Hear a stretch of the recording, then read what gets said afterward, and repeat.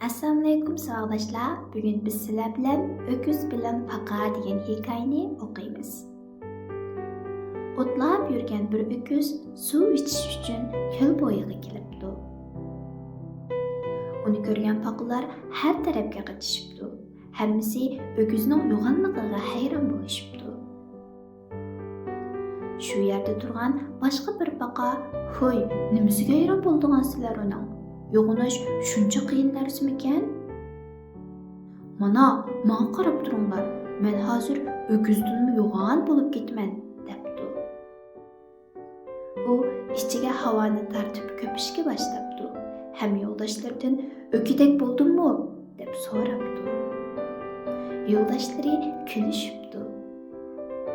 Faqaning buningga nihoyat achchiq kelibdi. U öküzdek bo'laman deb kuchinib, ichiga havoni tortib chinqilib ketibdi. Oxir uning kuchsiz, nefis qo'rsoq terisi ponggida yirtilibdi-da, o'libdi. O'zimni bilmay shilting aytibdiman, palasga yo'ginib, habda yetibdiman degan maqol tamsil shuningdan qolgan ekan.